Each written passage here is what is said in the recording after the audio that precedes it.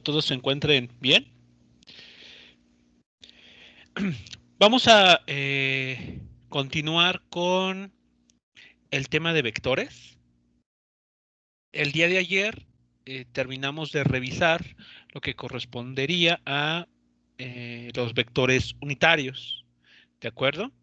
Mediante unos ejercicios que ustedes realizaron, bueno, calcularon para 3 vectores específicos los correspondientes vectores unitarios que tienen, como su nombre lo sugiere, la característica de que su módulo siempre va a ser 1 y que además van a tener la misma dirección que los vectores que se utiliza, que el vector que se utiliza para construirlos.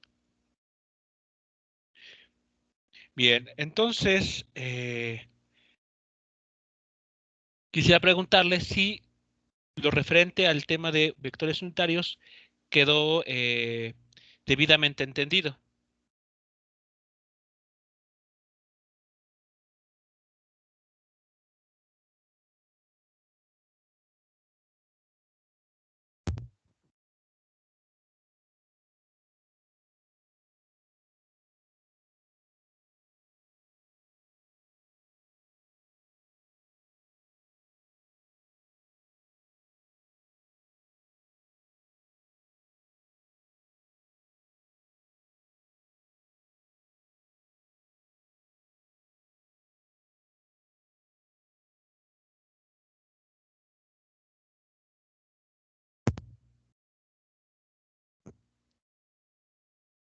¿No existen dudas sobre el tema de la clase anterior?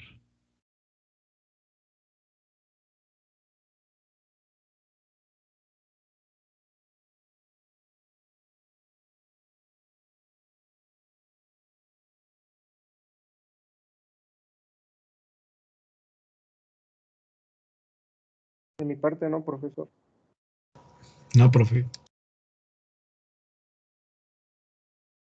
Ok, bueno, entonces vamos a continuar con el siguiente tema. Bueno, para entender el siguiente tema, vamos a notar lo siguiente.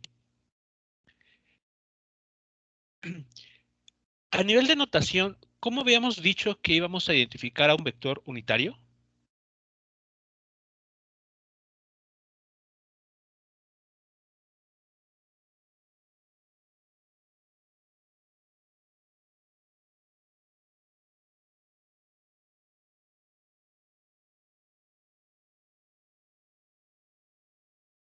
Pues que iba a tenerle esa como casita arriba, ¿no? Ajá, ok. ¿Alguna otra característica que recordemos? Y que su magnitud iba a ser igual a 1. Ok, bueno, esa es la característica que tienen. Y a nivel de notación, ok, el acento circunflejo y qué más. La U, No necesariamente la U. Aquí nosotros utilizamos para indicar unitario, pero de manera general comentamos que se suele utilizar una letra minúscula para identificar un vector unitario. O sea, además del acento circunflejo, se suele utilizar una letra minúscula para identificarlo. Bueno, quiero que presten atención a lo siguiente. Vean lo que tenemos aquí.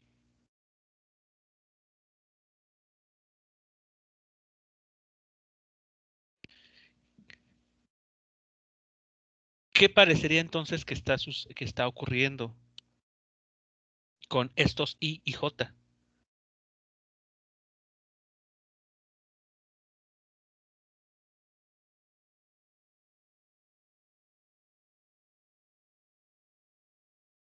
¿nos indican la dirección? No, a nivel de notación, ¿qué es lo que estaría sugiriéndonos esa notación para esos I y J?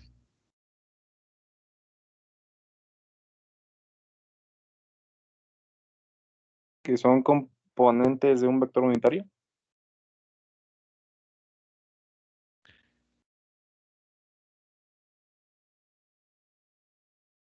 Similar a esa idea. A ver, una vez más, ¿qué, a nivel de notación, qué se comentó acerca de los vectores unitarios?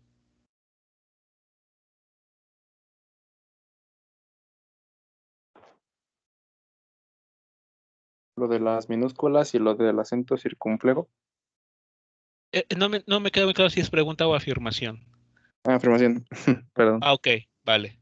Es afirmación. Muy bien. Esa idea, contrástenla con lo que está ahí encerrado, con I y J. Entonces nos estaría diciendo que por sí solo el -5 entre raíz de 26 sería un vector unitario. Por sí solo no. Quitando el 5 entre raíz de 2, entre raíz de 26. Estoy encerrando solamente a I y a J.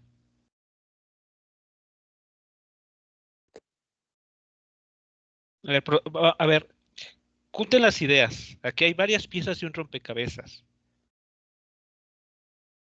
En el momento en que nosotros comenzamos a hablar de vectores, recordemos que iniciamos de esta manera.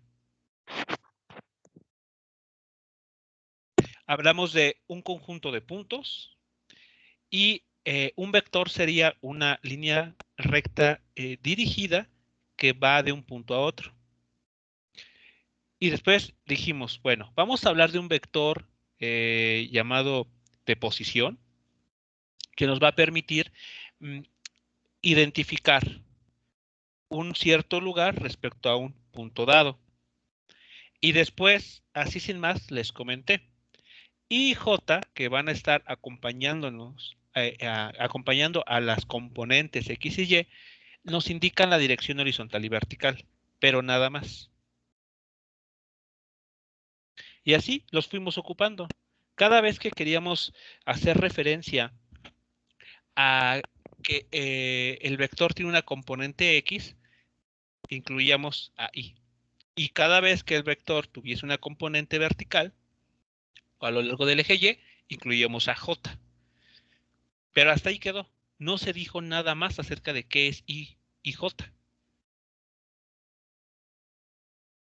Ahora les estoy pidiendo que comparen a nivel de notación para que ustedes descubran por su cuenta algo importante que sobre I y J.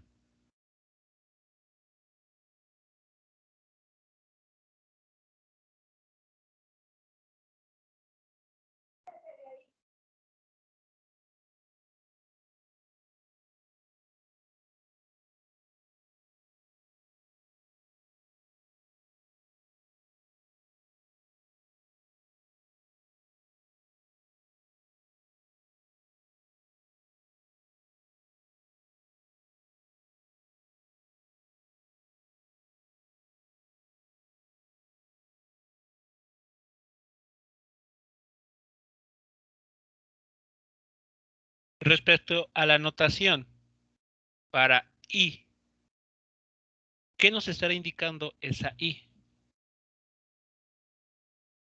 El En, movimiento, en notación, notación, notación.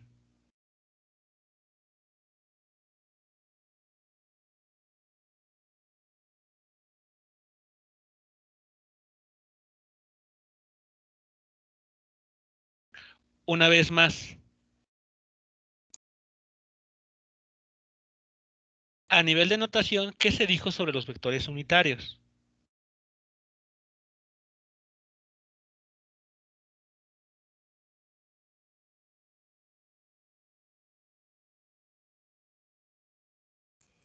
Que tiene un módulo igual a 1. A nivel de notación.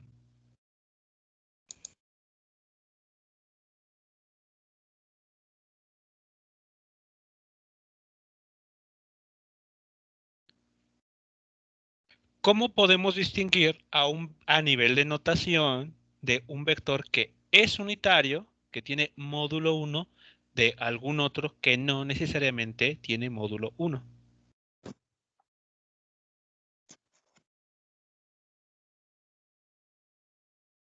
el acento circunflejo, ¿Y qué más?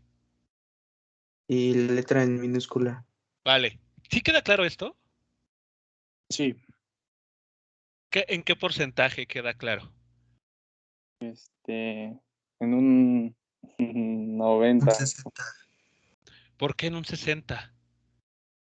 O sea, la única diferencia para saberlo es de que es en minúsculo y que tiene un acento circunflejo. Eso es para identificarlo. Eso es a nivel de notación. Ah, ya. Solo estamos hablando de la notación.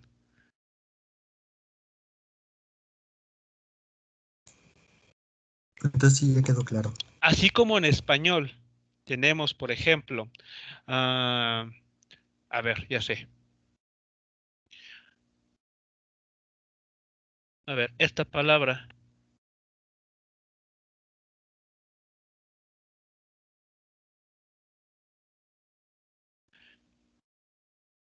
Y esta otra.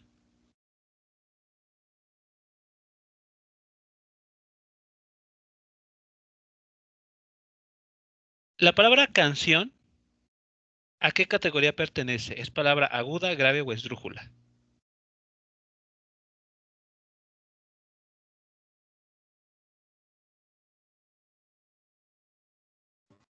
Muda.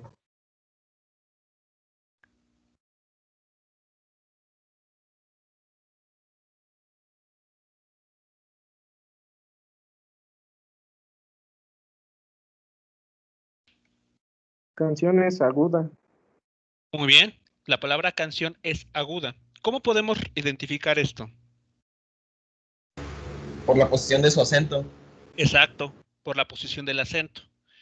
¿Qué tipo de palabra es la palabra esdrújula? Esdrújula. Esdrújula. Ah, No, es sí. esdrújula. Y nuevamente lo podemos identificar por la posición de su acento.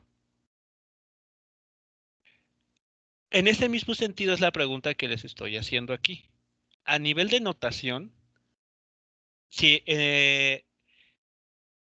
si en algún, digamos, página de internet, libro de texto, lugar en el que ustedes busquen el tema de vectores, ¿cómo podrían identificar si les están hablando de un vector arbitrario o de un vector unitario?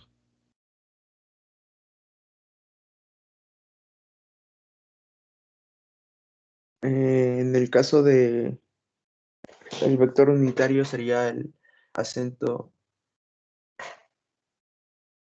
eh, ¿cómo se llama? Circunflejo Ajá, y por la letra en minúscula.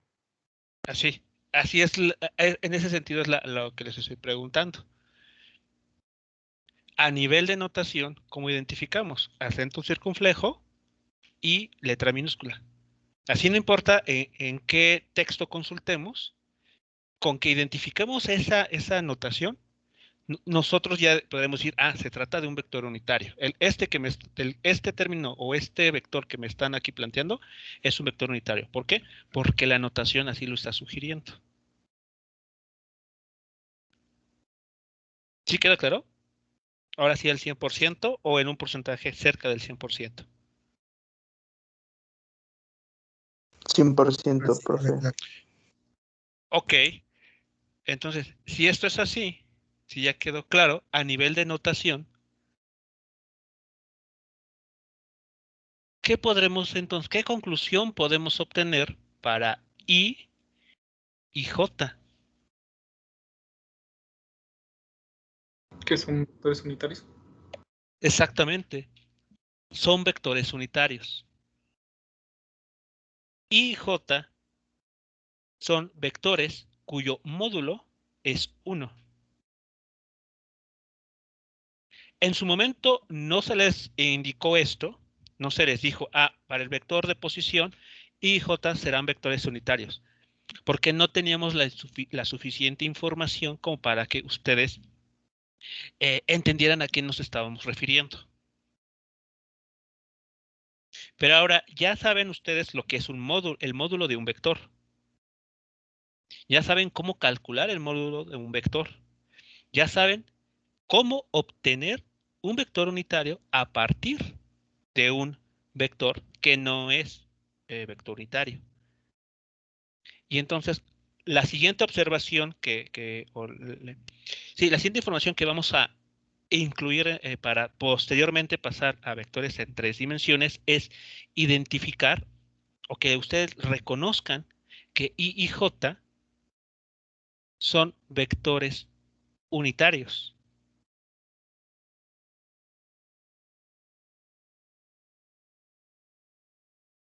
¿Es claro esto?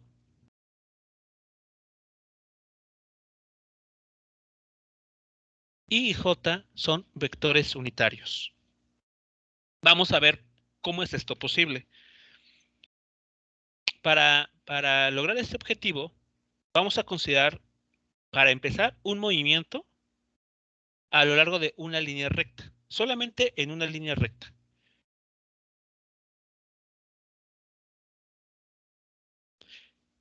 Entonces, aquí tenemos el eje de los números reales, los que ustedes tal vez están o llegaron a ver en cálculo.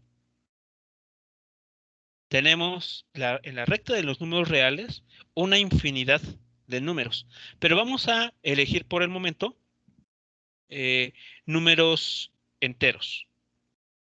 Tenemos, por lo tanto, al 0, al centro de esta línea real.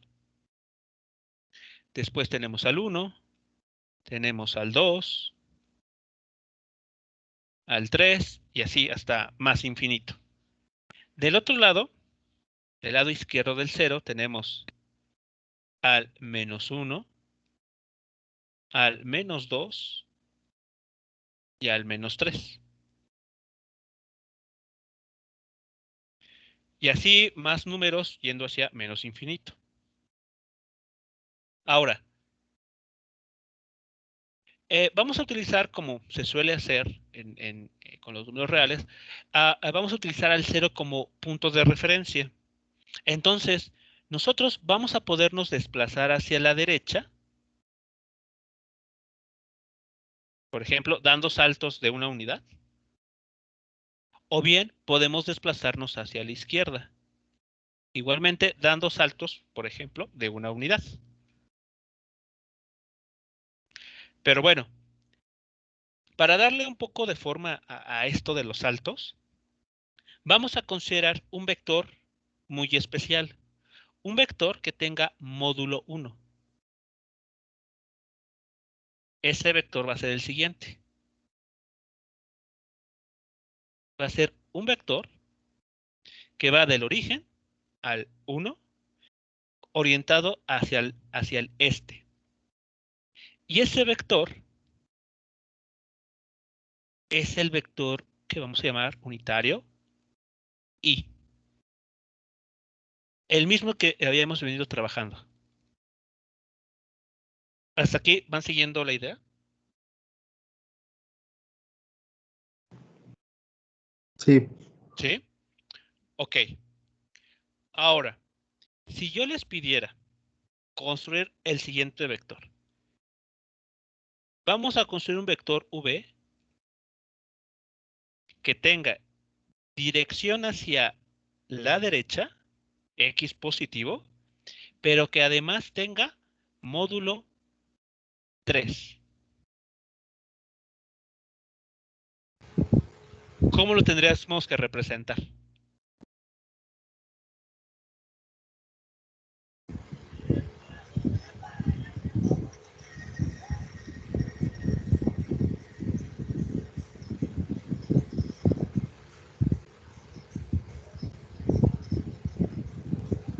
¿Solo sería contar a X? Es un vector que tiene que tener magnitud 3 unidades orientado hacia el eje X positivo.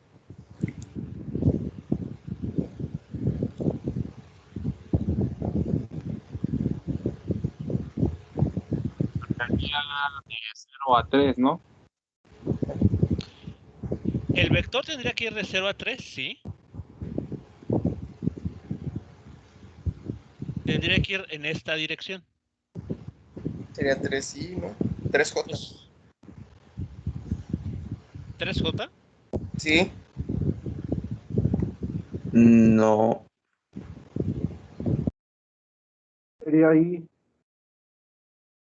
¿Por qué no Sería ahí, J? ¿no, profe? ¿Por qué no J?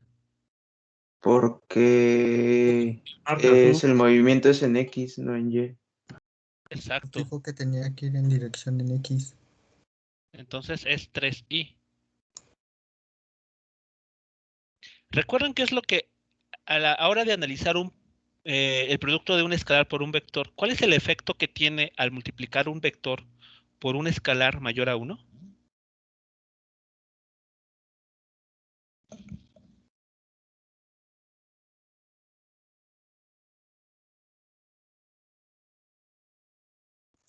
¿Cómo, profe? Tiene la dirección y ¿Cuál es el aumenta la efecto? cantidad Exacto. vectorial. ¿Cuál es el efecto que tiene el multiplicar un escalar mayor a 1 por un vector? Se mantiene la dirección y aumenta la cantidad vectorial. Exactamente. ¿Qué tanto? Pues dependiendo del escalar que sea multiplicado. Es lo que está sucediendo aquí. Cuando al 3i lo multiplicamos, perdón, cuando al vector unitario i lo multiplicamos por 3, lo que estamos haciendo es incrementar su magnitud 3 unidades, pero sin cambiarle de dirección. Sigue apuntando hacia la derecha.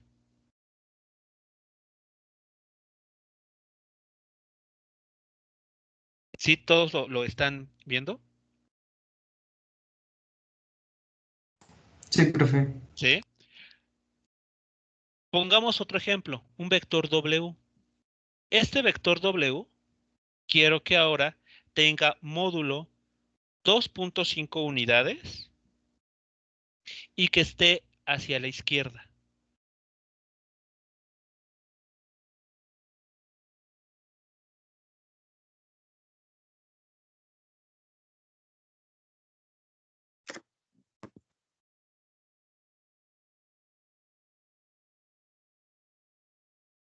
Menos 2.5i.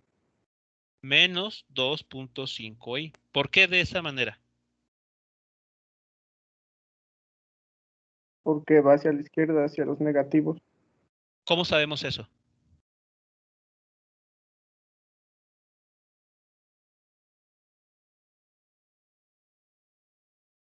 Por el signo menos. Por el signo menos. ¿Qué hace el signo menos? ¿Qué significa multiplicar por el escalar menos 1? ¿Qué efecto tiene? Su cambio de dirección, ¿En cuánto? ¿Cuánto cambia la dirección? 180 grados. 180 grados, muy bien. Entonces el vector menos i, primero el menos i, va a surgir de esta manera, apuntando hacia la izquierda. Va a tener esta forma.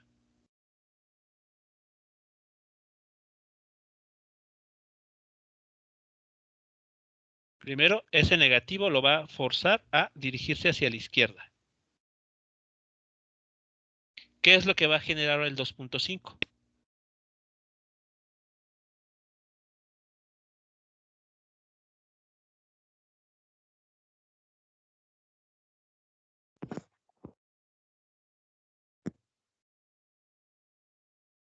La longitud del vector ¿Qué con la longitud del vector?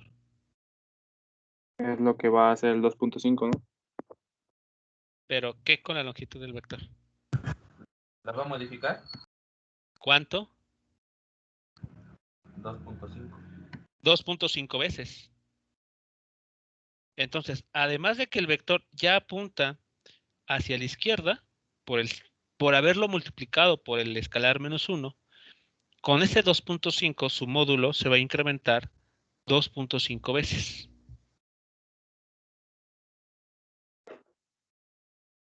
Y entonces este que está ahí en color azul es justamente el vector W.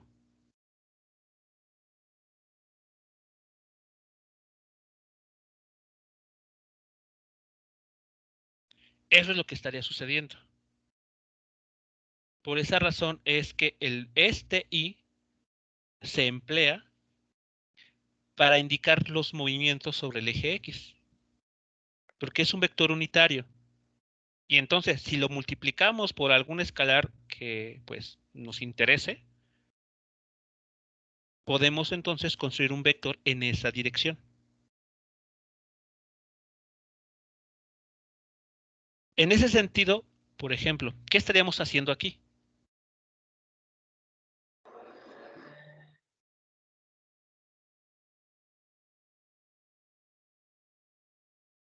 Multiplicando un vector unitario 3 en la dirección de Y. Estamos multiplicando el vector unitario por un escalar 3. Muy bien. Eso entonces, como este escalar es positivo, sabemos que va a seguir apuntando hacia la derecha y va a aumentar el módulo de Y 3 veces. Hasta aquí, ¿cómo vamos con esta idea?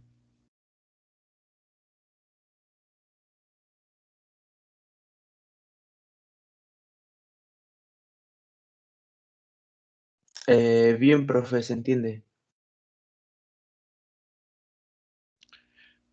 Bien. Ahora, lo que vamos a ver es algo similar, pero en el eje vertical.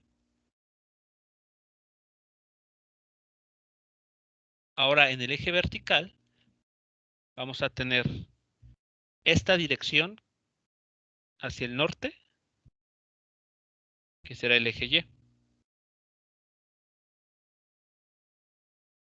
De manera análoga tenemos un 0,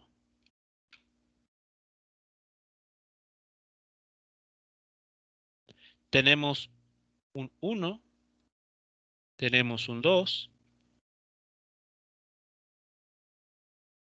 y así hasta más infinito. Y hacia abajo, bueno, podemos identificar a un -1, un -2, y así sucesivamente, hasta menos infinito.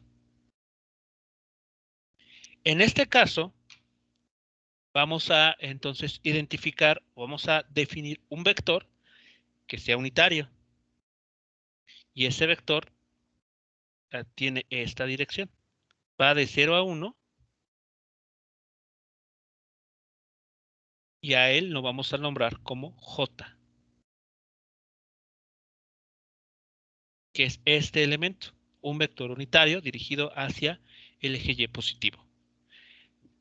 Si por alguna situación requerimos construir un vector, voy a llamarlo P, que tenga 3 unidades, perdón, que tenga 1.5 unidades de longitud y apunte hacia el sur, ¿cómo se dibujaría y qué representación analítica tiene?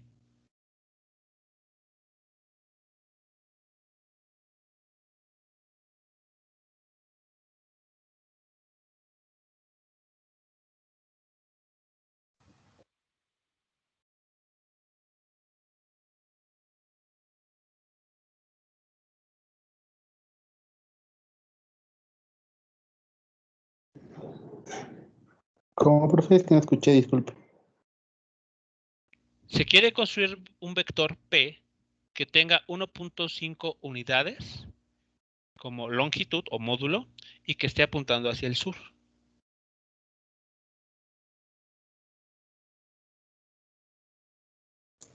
Menos Menos 1.5 1.5J. Menos 1.5 J. J.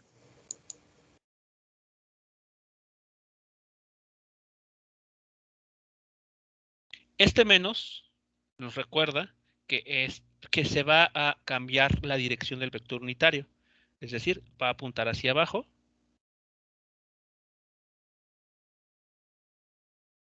Y ya que esté apuntando hacia abajo, ese 1.5 significa que su módulo se va a incrementar 1.5 veces. Y ahí está. En color azul tenemos a este vector P.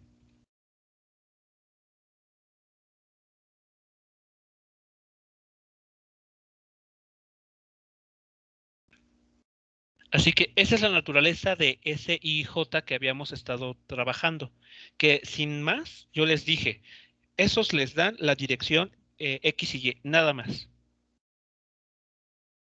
Ahora estamos viendo que IJ realmente son vectores y además son vectores unitarios.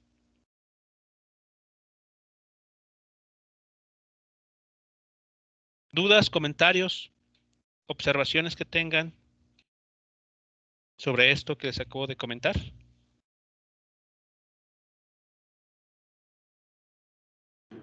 No, profe.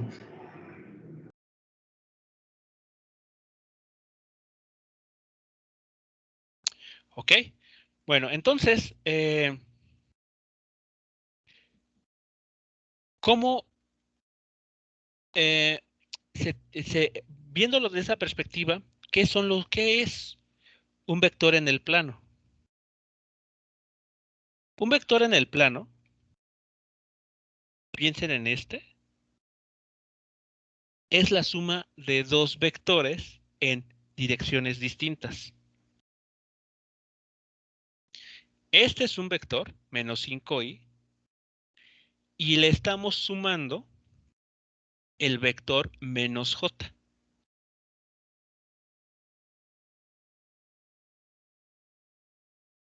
Esta operación es la que habíamos visto acá.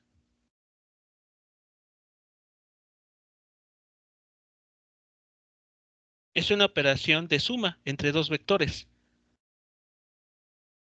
Por ejemplo, me voy otra vez a este vector, sí, a este. La flecha en color rojo horizontal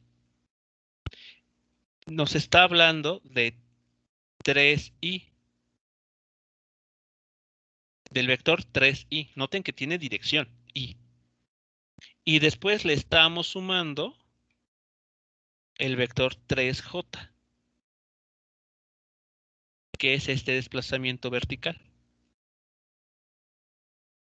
Entonces, en vector de posición, si lo vamos analizando cada vez más, resulta que es un vector suma también.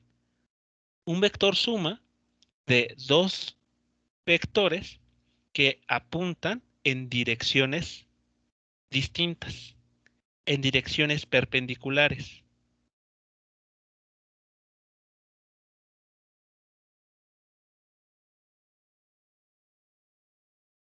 ¿Vamos bien hasta aquí, entonces?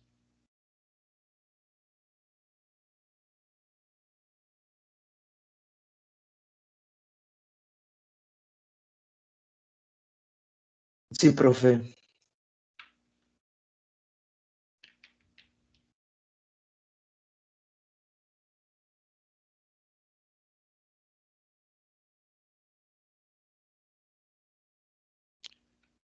Con esta información, entonces podemos entender lo siguiente. Los vectores que utilizamos para indicar dirección son estos vectores unitarios. I y J son vectores unitarios. Ahora, va a resultar que estos vectores son insuficientes para describir lo que nosotros vamos a ver más adelante como movimiento. Porque nuestro mundo, en el espacio en el que nosotros nos estamos moviendo, día y noche, no es un plano.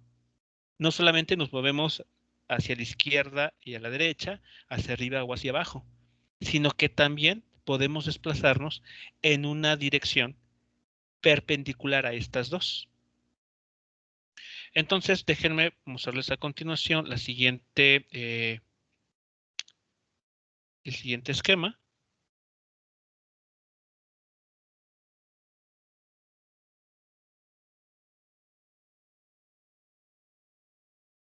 Bien, deberían ustedes estar viendo una ventana de explorador. Sí, profe.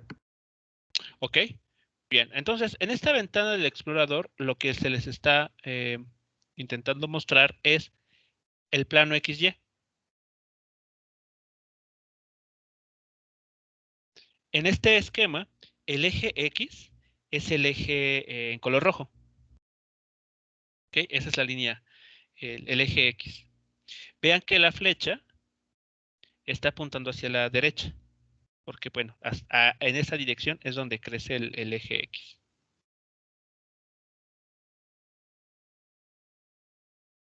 Ahí está. Y el eje vertical, el que está en color verde, que se alcanza a distinguir en color verde, es el eje Y. Entonces vean que podemos nosotros entonces hablar de vectores que están en el primer cuadrante. Aquí está el vector en el primer cuadrante. Pero lo podemos ubicar en el segundo. O en el tercer cuadrante. O en el cuarto cuadrante. ¿De acuerdo?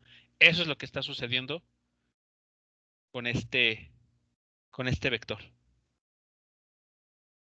Pero, como les mencionaba, estas dos cantidades, dirección este u oeste, dirección norte o dirección sur, a veces son insuficientes. Porque, ¿qué pasaría si el lugar al que pretendemos ir no se encuentra a nivel de suelo? Si no se encuentra en el segundo, en el tercer, en el cuarto piso o incluso en la azotea de un cierto edificio. O por el contrario, si al lugar al que queremos ubicar o el objeto que pretendemos ubicar se encuentra por debajo del suelo. En una caverna, en una cueva, en el subterráneo. Entonces nuestros vectores van a tener que incluir esa información respecto al suelo. Si estamos debajo del suelo o por arriba del nivel del suelo. Así como que, así pueden ver ustedes que entonces necesitamos una nueva dirección.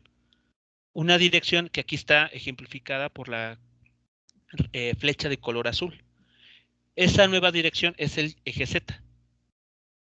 Entonces nuestros vectores ya no van a tener solamente componente X, componente Y, sino van a tener una componente Z. La componente Z entonces tiene la información de cuántas unidades o cuántos metros o cuántos pisos por arriba del nivel del suelo se encuentra un objeto. O bien, a qué profundidad se encuentra cierto lugar.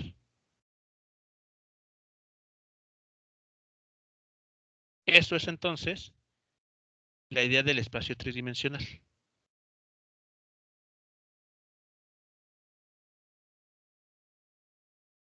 Hasta aquí, ¿vamos bien con las ideas entonces? Sí, profe. Sí, profe. Ok, vale. Entonces, otra cuestión a tomar en cuenta. Cuando nosotros trabajamos en el plano XY, es equivalente a hacer lo siguiente. A hacer la altura igual a 0. Vean cómo cambia el vector. Ahí está, tiene altura 0. No hay nada por abajo del plano o por arriba de él. Entonces el vector está totalmente en el plano XY. Nosotros hemos estado trabajando en ese sentido, de esa manera. Cuando hablamos del croquis de la escuela, de la casa y de la farmacia. Todo está a nivel de suelo. Y eso nos permite hablar de 4 cuadrantes. Que pues ya hemos venido también trabajando. Pero cuando el vector se tiene que trabajar en el espacio tridimensional,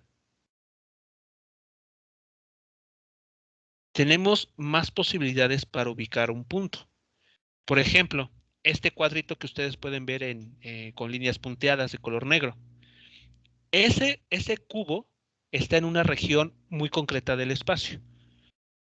A esta región se le conoce como el primer octante.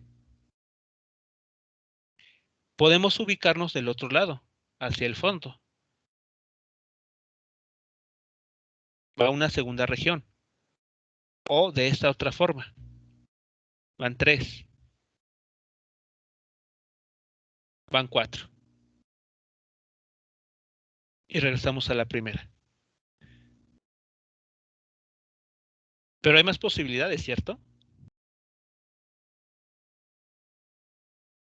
Hacia abajo. Hacia abajo, muy bien. ¿Cuántas regiones más podemos hablar hacia abajo? Serían 4. Y 4 de 4. arriba, 8. Exactamente. Ahora tenemos por debajo del suelo otras 4 regiones. Ahí está una.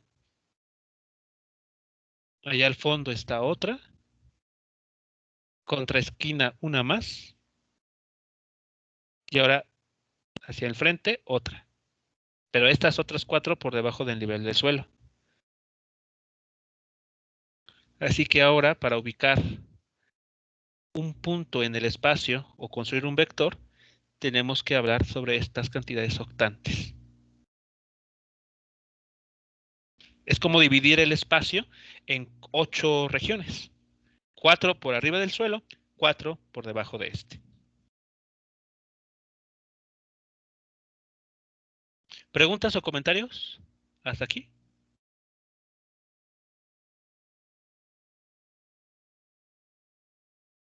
No, profe. ¿No? No, ¿Ok? profe. Vale, entonces vamos a pasar a escribir algunas de las cantidades y operaciones que ya hemos visto para vectores en 2 dimensiones y vamos a ver cómo se representan ahora cuando estamos trabajando en 3 dimensiones. Van a ver que estas cantidades son muy parecidas, casi no sufren ningún cambio, excepto más que tener la información de esa nueva dimensión en la que nos podemos desplazar. Bien, así que regresamos a nuestra pizarra y quiero que noten lo siguiente entonces. Tenemos el eje X nuevamente y ahí vean, aquí tenemos el vector Y, el vector unitario Y sobre el eje X positivo. Ahí al fondo, un poco tapado, se encuentra el vector unitario J, que está dirigido sobre el eje Y positivo. Y aquí está el nuevo elemento. Este es el nuevo vector unitario que vamos a utilizar, vector unitario K. Este vector está dirigido a lo largo del eje Z positivo. Así que si vamos a hablar de un objeto, algún lugar que se encuentra por arriba del suelo, entonces vamos a tener que sumar más cierto número, el vector unitario K. Es decir, algo como esto, más C veces el vector K, donde C es un número positivo que nos va a indicar cuántas veces va a crecer el vector unitario K. Pero si queremos ubicar un objeto que se encuentre en una cierta profundidad, por debajo del nivel del suelo, entonces lo que vamos a utilizar es un menos CK. Este menos, recuerden, indica que el vector, tenemos aquí en color verde, va a cambiar de dirección 180 grados, va a apuntar ahora hacia abajo y va a aumentar su módulo o a decrecer todavía más dependiendo del valor de esta cantidad C. Así que esos van a ser los nuevos términos que vamos a trabajar. Y un vector en 3 dimensiones se va a escribir de esta forma. Componente X sobre en la dirección del vector Y, más una componente Y en la dirección del vector J, más una componente Z a lo largo del eje, a lo largo del vector K, o en la dirección del vector K. Vean que lo único que estamos haciendo es agregar este término. Y cuando lo hacemos, ya estamos hablando de un vector en 3 dimensiones.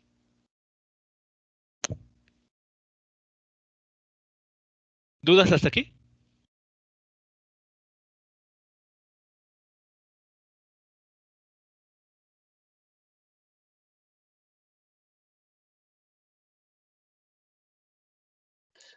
Solo hay 3 dimensiones, ¿no, profe? 3 dimensiones espaciales, sí.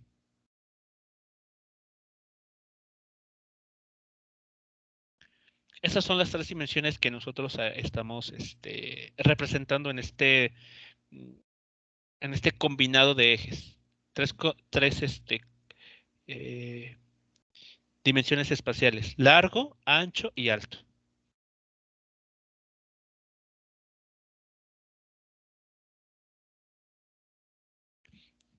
De hecho, con esto trabaja el GPS. Cuando ustedes están interesados en ubicar un lugar, lo que hace el GPS es identificar, buscar en la base de datos estas 3 cantidades: largo, ancho y alto. Y entonces ya les puede dar incluso el valor de la altitud respecto al nivel de suelo, de dónde se está encontrando cierto lugar que ustedes están buscando.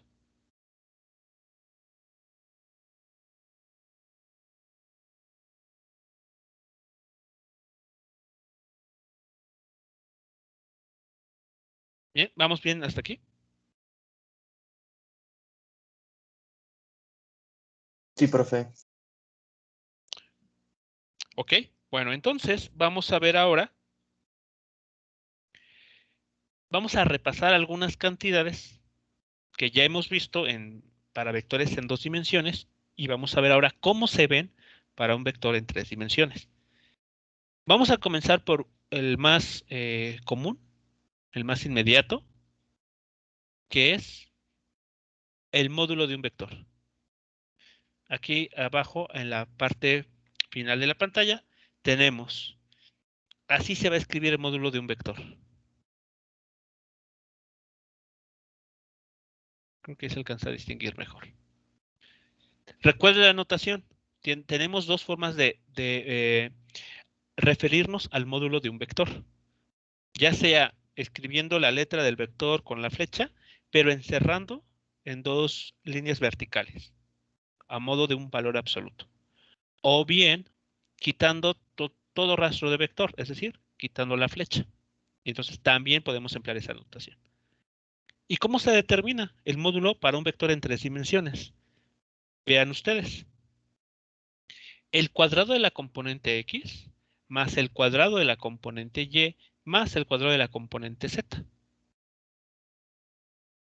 Estas cuentas o estas cantidades se suman, como se está indicando, se le extrae raíz cuadrada y ese número que se obtiene es el módulo del vector.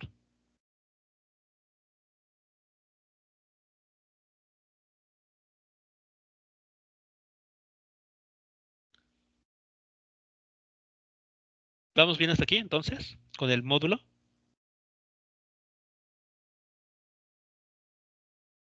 Sí, profe.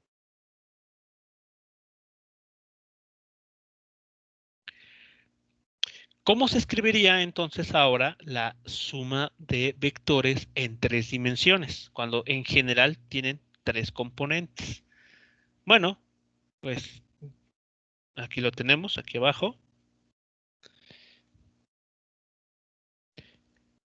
Tenemos la suma de vector A con vector B.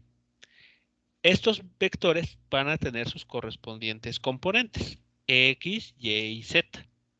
Y el vector B, 3 componentes, X, Y y Z. Aquí lo que se va a hacer es lo mismo que con el vectores en 2 dimensiones. Vamos a juntar los términos en común, términos con factor común. ¿Qué obtendríamos si hacemos eso?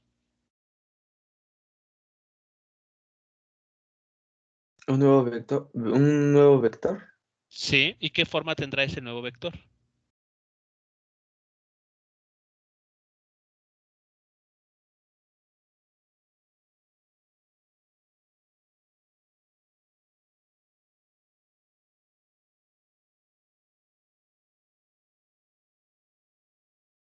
¿Un número real en la componente X?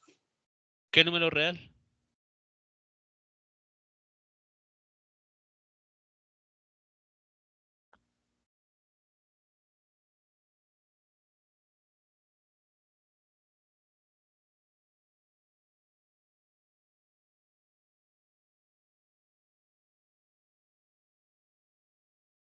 Pues no está especificado. Sería cualquier número real.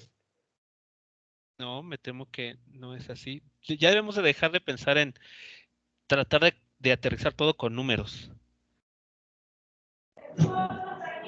Sería AB y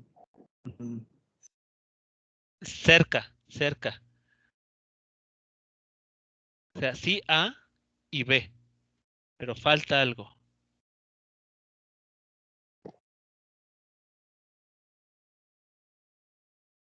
¿Cómo operan con los vectores en dos dimensiones, jóvenes? A más B multiplicado por I. No, no es solo es A y B, falta algo ahí, de notación. Componentes. Son componentes, exacto. La componente X del vector A más la componente X del vector B. Y esto por I.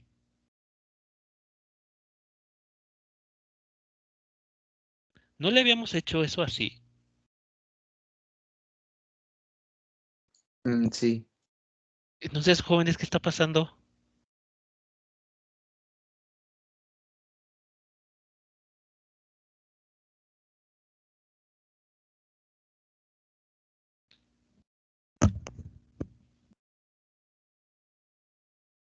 Díganme qué está sucediendo porque no veo que, de mi perspectiva, no veo que puede estar fallando. No estamos viendo nada que no hayamos ya repasado antes.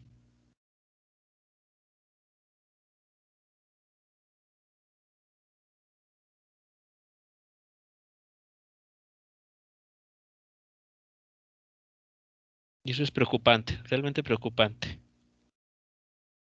Siguiente término.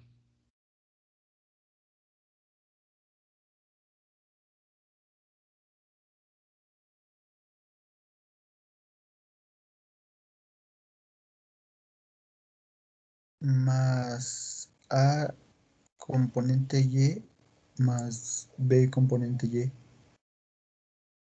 O no sé si sería así. Más, ok, componente Y del vector A más componente Y del vector B por J.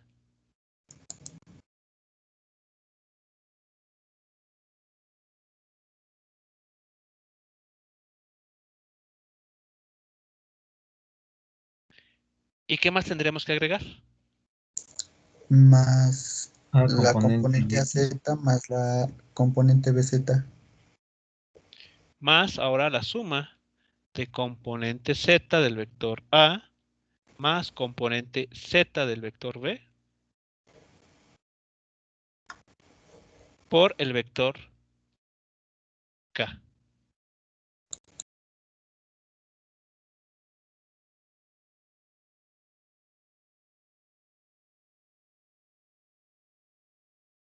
Y así es como uno estaría escribiendo la suma de, de dos vectores en tres dimensiones.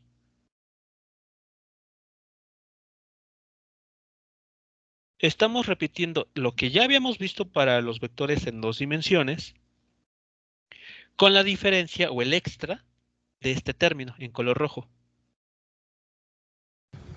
O sea que lo único que cambia sería la adicción del término Z. Diga, signo del término Z. En resumen, sí. Es lo único nuevo, por decirlo de algún modo. Lo único distinto. Que adicional a las otras dos operaciones que ya habíamos visto que se van a realizar, se suma o se agrega esta otra.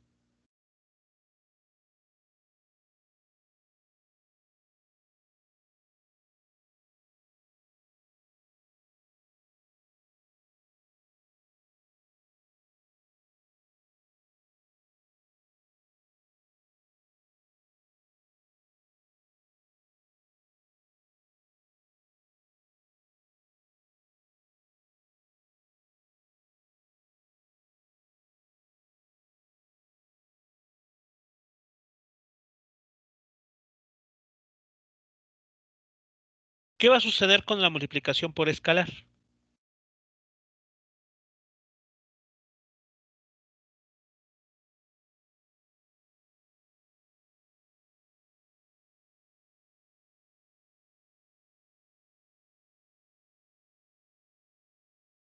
tenemos la misma forma que en el caso de vectores en 2 dimensiones, pero ahora los vectores van a tener esta estructura. 3 componentes.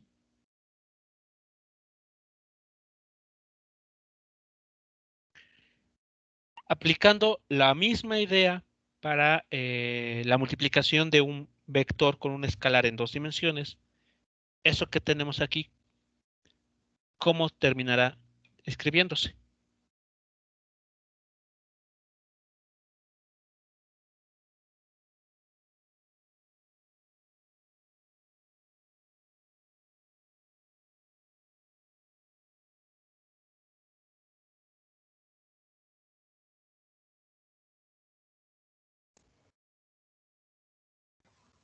A por multiplicado por A, X por la componente Y. A por AX. Y eso ya es la componente. Eso es la componente. Por Y. Después,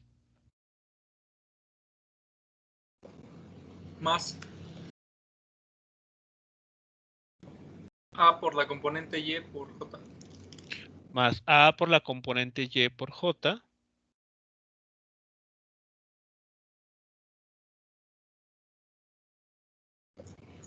Más A por la componente Z por K. A por la componente Z del vector en la dirección del vector K unitario. Ahí está.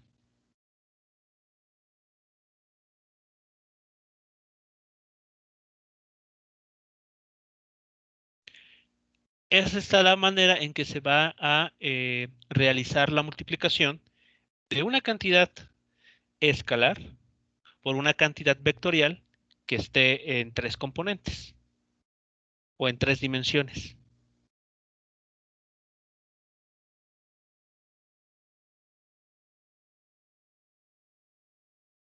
Así que en esta parte se están escribiendo cómo se va a representar y van a obtenerse 3 operaciones que ya habíamos visto anteriormente. El módulo de un vector, la suma de 2 cantidades vectoriales y la multiplicación de un escalar por una cantidad vectorial.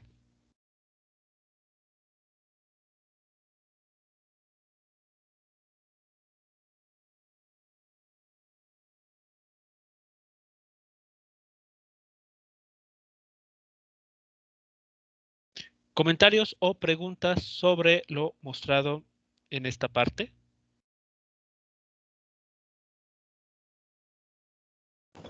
No, ninguna.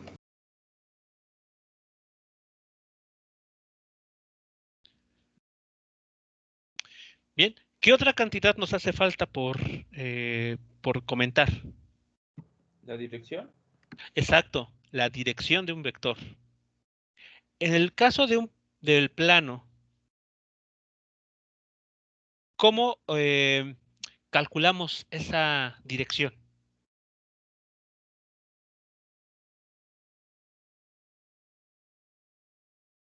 Con las identidades trigonométricas.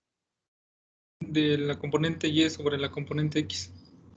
¿O qué más con esa parte? El arco tangente de la componente Y sobre la componente X. Exacto. Es así como determinamos el ángulo o la llamada dirección de un vector. Eso en el plano. Eso es en el plano XY. Pero cuando uno aborda el caso de un vector en 3 dimensiones, resulta que ese ángulo que habíamos estado trabajando ya no es suficiente. Entonces, de lo que se emplea para ahora orientar un vector cuando tiene 3 componentes, es decir, está en 3D, van a ser 3 ángulos ahora. Ya no uno, van a ser 3 ángulos. Bien, así que vamos a comentar al respecto, acerca de estos 3 ángulos. Para ello, consideren primero esta figura. Aquí estamos representando una cantidad vectorial. Aquí el vector en color rojo llamado A. Aquí sobre cada uno de los ejes estamos denotando sus componentes. Vamos a seguir la misma analogía con la de que ubicamos un lugar. Por lo tanto, las componentes que están aquí indicadas nos indican cuántos metros hay que caminar en cada dirección. La AX nos indica cuántos metros hay que avanzar hacia el este. La AY, cuántos metros habrá que avanzar, por ejemplo, hacia el norte. Y la componente AZ, cuántos metros por arriba del suelo tenemos que subir para llegar al punto que está señalado por el vector A. Geométricamente, podemos identificar en esta construcción dos triángulos rectángulos. Si notan dónde está otro, ahí está marcado uno, en color azul.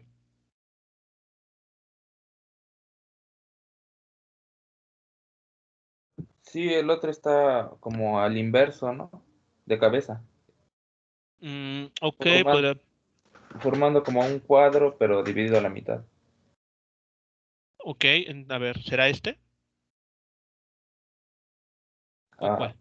No, me refería con la dirección del vector, la flecha roja, con la componente Z está haciendo. O sea, este. No, del otro lado. No sé si me explico.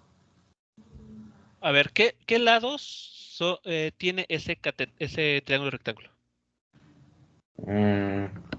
Sería con la componente Z y la componente X, pero ¿hacia acá?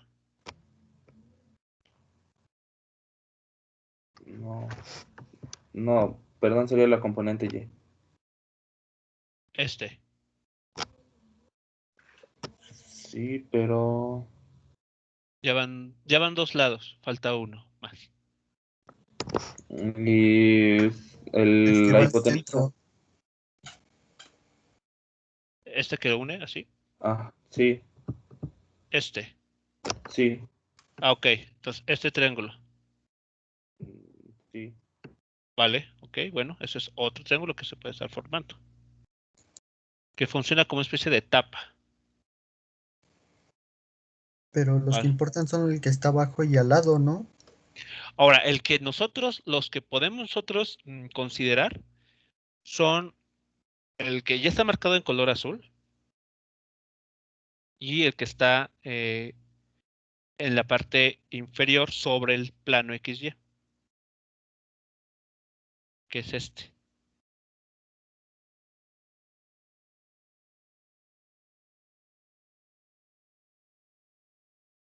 Así que bueno, estos son dos triángulos que pueden, al menos dos triángulos que se pueden construir. Nos acaban ahorita de mostrar uno más.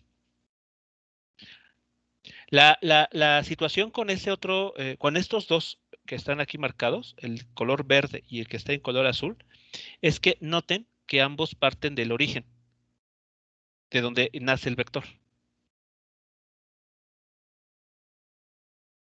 Mientras que el que nos acaban de indicar que también se puede construir, no es que esté mal, se puede construir este triángulo, pero presenta un problema. Ese triángulo no está tomando en cuenta el origen del vector A. Fuera de eso, no hay ningún problema con ese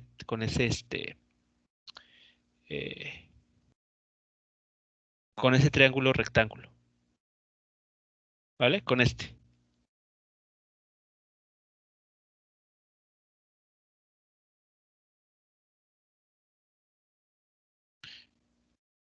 Entonces, bueno, nos vamos a quedar con estos dos porque tienen como vértice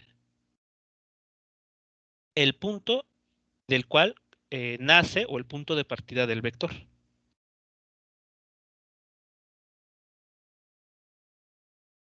¿Hasta aquí vamos bien con la idea?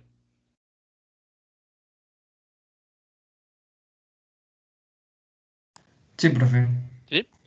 Ok, bueno. Ahora, ¿cómo vamos a orientar este vector en color rojo? Si como les comentaba, vean, antes trabajábamos este ángulo.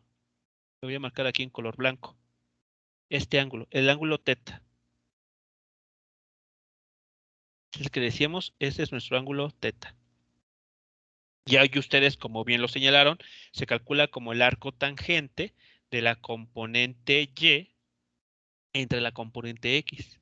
Pero vean que si utilizamos ese ángulo, no estamos obteniendo, no estamos llegando a cubrir el vector tal cual, porque este vector, vean, está por arriba del plano XY. Entonces, este ángulo ya no va a ser pues suficiente. Vamos a tener que emplear, y aquí les muestro, 3 ángulos. Nuevamente la figura, el vector en color rojo, el nombre del vector aquí, vector A. Aquí están señalados sus 3 componentes, a X, a Y y a Z. Pero los ángulos que se van a utilizar son los siguientes. Vamos a llamar a un ángulo alfa, que está aquí en color rojo, que se construye, vean, a partir del eje X positivo. Está, eje X positivo. Y crece hasta encontrarse con el vector.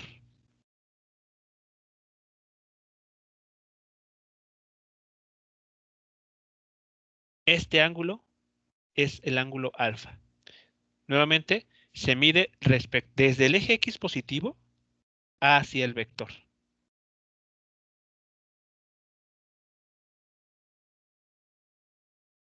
¿Vamos bien hasta aquí?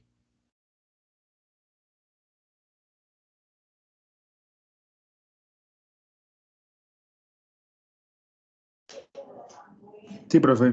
¿Sí? Vale. Después tenemos un segundo ángulo llamado beta, el que está en color blanco.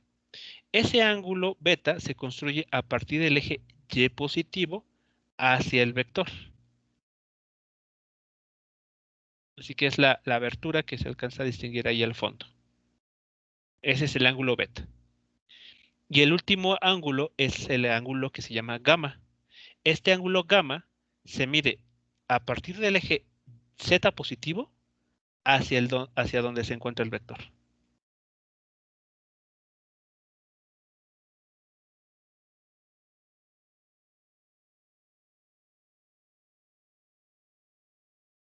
Con esos 3 ángulos, nosotros podemos orientar, dar la orientación o dirección de un vector en 3 dimensiones.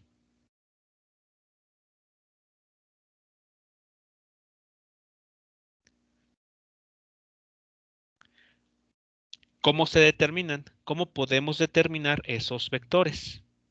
Perdón, esos ángulos. A través de de las relaciones que se llaman cosenos directores.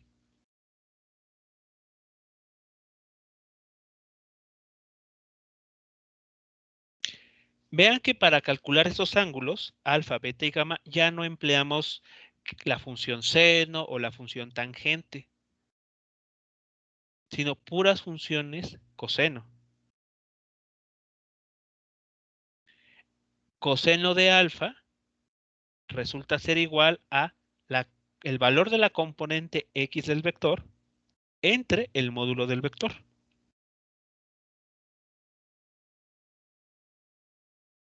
El ángulo beta se determina a través de la ecuación coseno del ángulo beta igual a componente Y del vector A entre el módulo del vector. Y finalmente gamma. Coseno de gamma es igual a la componente Z del vector entre el módulo de tal vector.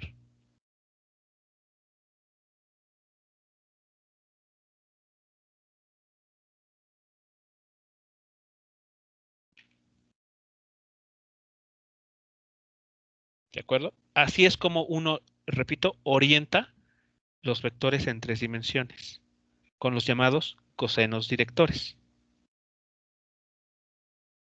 Y el nombre les va muy bien porque, pues, solamente es la función coseno. No empleamos alguna otra función trigonométrica para hablar de las direcciones de los vectores.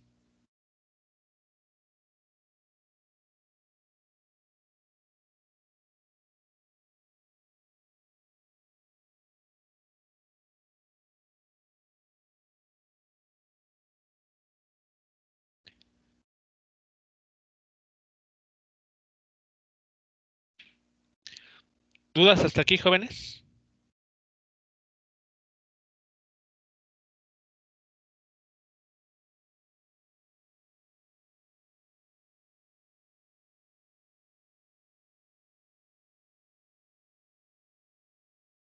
No, profe, todo bien. No, profe. Sí. Ok, Pero bien. en este caso Sí. sería para buscar el ángulo, más bien la dirección, ¿no? Sí, estos ángulos, estos 3 ángulos, son los que uno necesita para orientar a un vector en 3 dimensiones.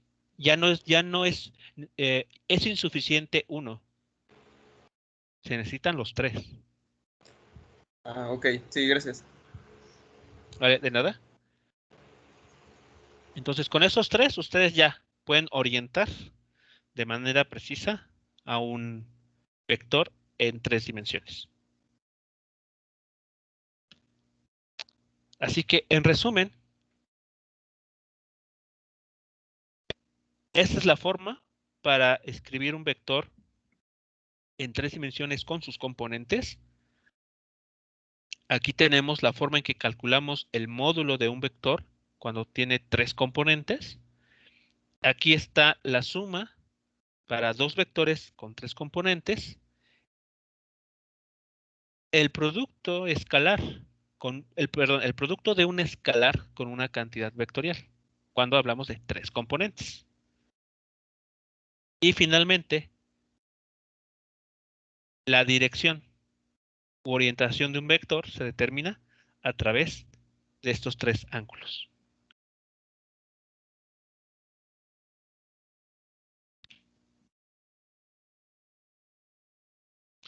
Bien, jóvenes, bueno, si no hay ninguna pregunta sobre la interpretación o significado de lo que aquí se está mostrando,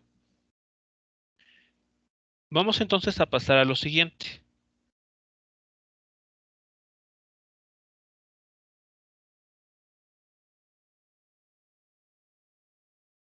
Es un ejercicio que se les pide que ustedes realicen considerando la siguiente información. Dados los vectores en el espacio tridimensional, A, B, C y D, se les pide determinar entonces el módulo de cada vector. Hay que encontrar el módulo de cada uno de estos vectores. Inciso B, los ángulos de dirección con cada uno de los ejes coordenados. Es decir, para cada vector hay que encontrar sus correspondientes alfa, beta y gamma. Y finalmente, las sumas que aquí aparecen indicadas. En el primer inciso se les pide encontrar la suma de A más B. En el segundo, la resta de menos 3 veces el vector C. Y en el último punto, el vector A más el vector 2B menos 3 veces la suma de D más C.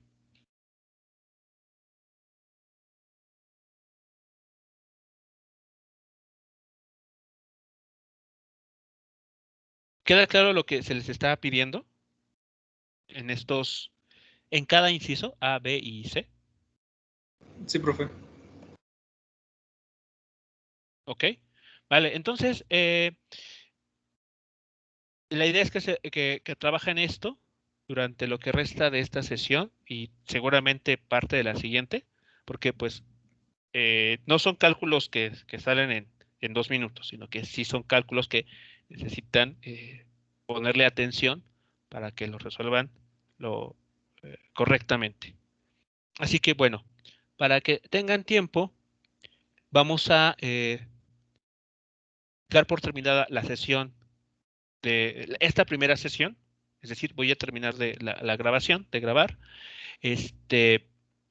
Voy a dejar compartiendo la pantalla y regresamos a la siguiente sesión, pero ya para discutir los resultados que ustedes obtuvieron en cada uno de los incisos.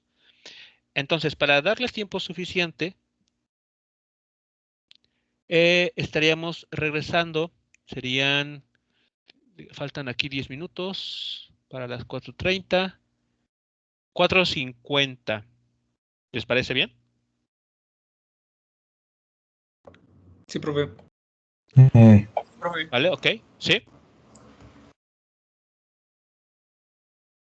Bien, entonces, básicamente tienen media hora para resolver estos ejercicios. Cuando transcurra ese tiempo, pues vamos bueno, comparten, quien esté en posición de hacerlo, comparte pantalla para ir comentando los resultados que obtuvieron en cada uno de estos ejercicios.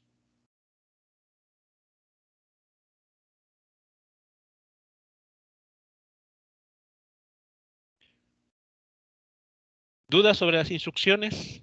¿Comentarios sobre las mismas?